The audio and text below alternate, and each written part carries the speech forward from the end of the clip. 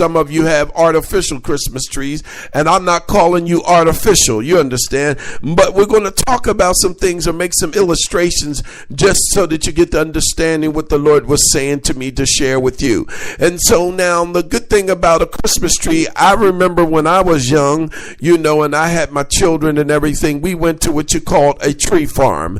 Now, a tree farm is not like when I was growing up in the city. In the city, they had certain places in the corners and certain places where the guys got the tractor trailer loads of Christmas trees. They were already cut. And you just had to pick out which one you wanted, and they wrapped that thing up and put it on top of your roof of your car. You understand what I'm saying? And you rode home, you decorated, and that was that Christmas tree.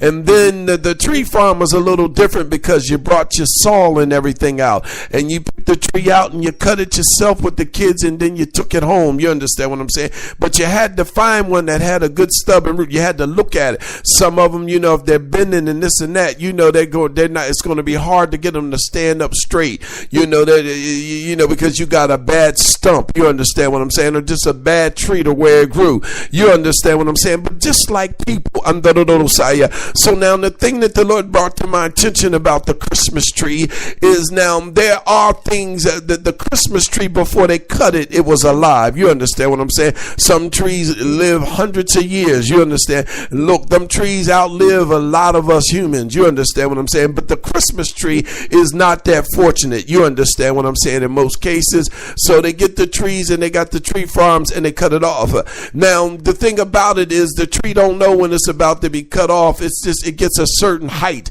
and you get to a certain place, and depending on what they're doing, they cut that tree off. Okay, this tree looks like we can sell it. You understand what I'm saying?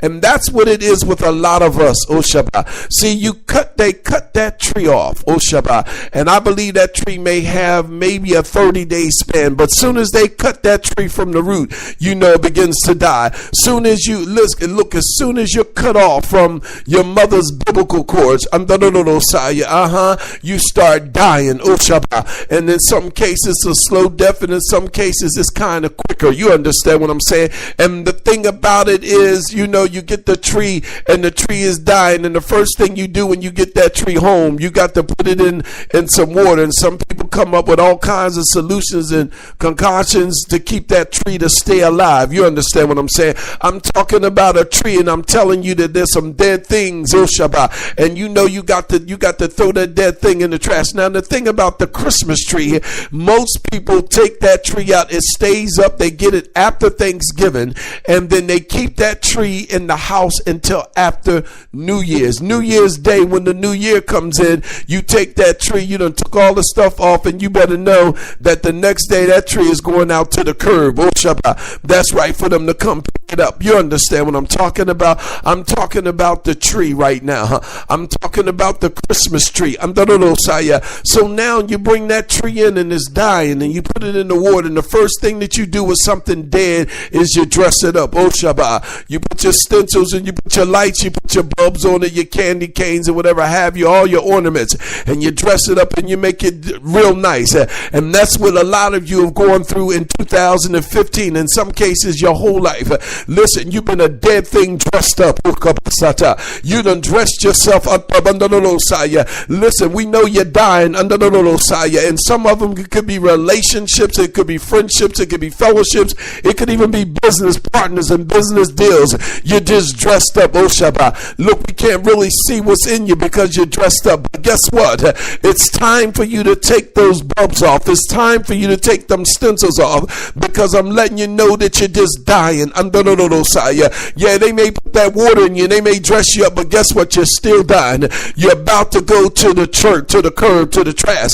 See, it's just like, let me tell you something. And when you take that tree, when you take that tree and you take that tree to the curb, I guarantee you that guess what? After they put that tree up in that trash truck, you understand what I'm saying? You done forgot about it. You understand what I'm saying? And that's why y'all need to pay attention to what time it is, oh Shabbat, because there are many of us that listen, just like that tree. This may be the year that we go to our grave. You understand what I'm saying? And some people are going to forget about us under the Messiah. Yeah, you may sob and remember us just for a little while, but guess what? After a while, while, you're not going to be the conversation over Thanksgiving and Christmas dinner. You're just like that tree, oh Shabbat. And that's why it behooves us to take this time under the little Messiah, the time where we're glittering, where we're the center of attraction, oh Shabbat, the time where people present their gifts and all that stuff underneath us. We need to pay attention to the time that we're in so that we can seize the moment, that golden moment, oh Shabbat. God is trying to do something with you, and you need to understand, listen, before it's your time to go out, oh Shabbat, before it's your time to go out, you got to get it right under the Messiah. See, in 2015 and 2014, I seen a lot of people that were close to me, that were just like that tree. Listen, they dressed them up in the coffin and the casket. They did all those things, and they said gave them all the accolades and all that stuff. But guess what? At the end of the day, it was just dead. It was just a shell. You understand what I'm saying? And it was a shell. And listen, let me tell you something. I go back and sometimes I miss and I remember and reminisce and all those things. But now is the time that I got to pay attention to what God is saying under the Messiah. Son, I'm telling you right now, listen, let me tell you something. I don't know where you were cut and how you were cut, oh Shabbat. I don't know the solution that's been in you under the Messiah, but I'm letting you know right now, this is nothing but a slow death, oh Shabbat. But from the beginning of time, guess what? You were destined to die. You have to die under the Messiah. That's right. And so you need to know what time you're in. You need to know where you are right now. Take the dead stuff out to the curb and into the trash.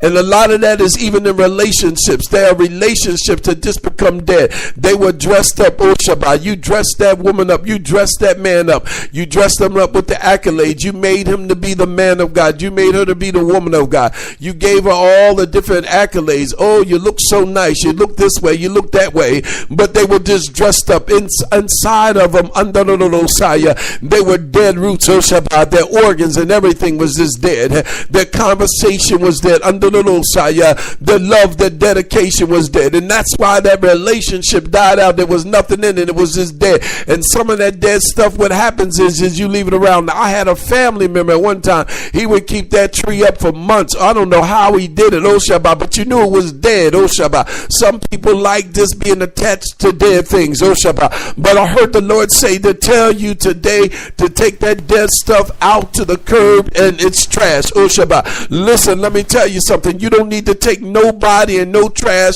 no dead stuff over into this new year. And the significance how they take that stuff out in the new year, that's why, because it's trash.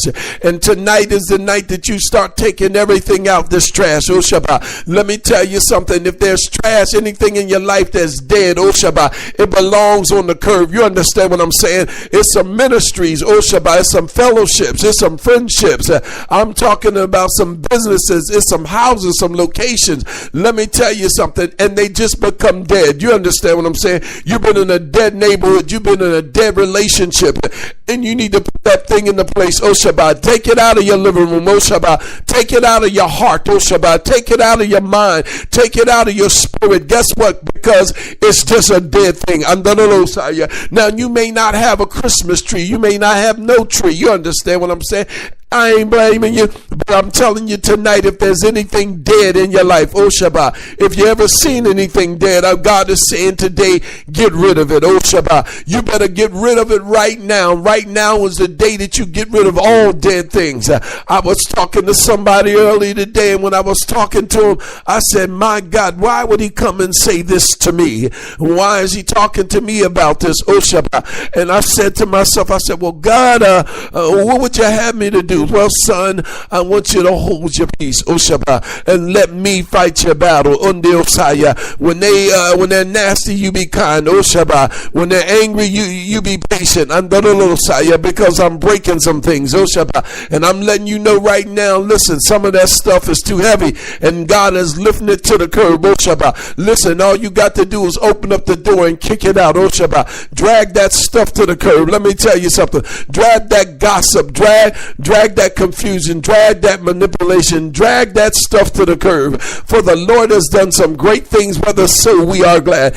And you just need to know what time it is. Oh Shabbat. I'm telling you right now, I've seen some things under the that look that were bare. Oh Shabbat. But when you dress it up, it looks all things. And that's what people do in most cases. They dress themselves up with their positions. They dress themselves up with their titles. They dress themselves up with their hair. They dress themselves up with their nails. Under the yeah, under the but you know they don't always look like that. Oh Shabbat. And look, you can look through that stuff and you better believe when they open up their mouth, it's dead. Oh Shabbat. You don't feel anything around them. You don't feel God. You don't feel nothing. It's just a dead situation. But God is saying today, son, I want you to pay attention to the tree. That thing is dead. That thing is dead. In Jude chapter 12, verse 13. I'm sorry. Jude chapter 12. Jude verse 12 and 13. Forgive me. These men are filthy spots at your festal gathering, meant to foster love. They share your meals without a qualm, while caring only for themselves. They are waterless clouds carried along by the winds, trees without fruit even in autumn, and doubly dead because they haven't been uprooted. Savage sea waves heaving forth their shameful deeds like foam, wandering stars from whom the blackest darkness has been reserved forever. And that's what it is. I'm telling you, you got some people and some things that come around at festive times and you think that they're showing love, but they come with darkness. Oh Shabbat. When you understand that thing, when you understand that it's darkness and it was made to be darkness, oh Shabbat, you got to take that thing to the trash.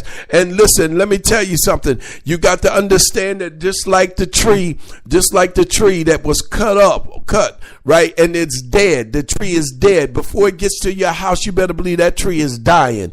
You better believe what I'm talking about. Listen, all you got to do is look on the news and all those things. How many house fires you have because of those dead trees? People that don't water them, and you have a lot of fires then because of the lights and the different things. So what you did was you brought something dead in there, and then there became many deaths. Oh Shabbat. And that's what it is. Let me tell you something. Let me tell you something. You have attached yourself to some dead things, some dead people, some dead relationships, and you better take that stuff to the curb. I'm telling you right now, it's important that we examine ourselves tonight. We need to examine ourselves and see what is in our space.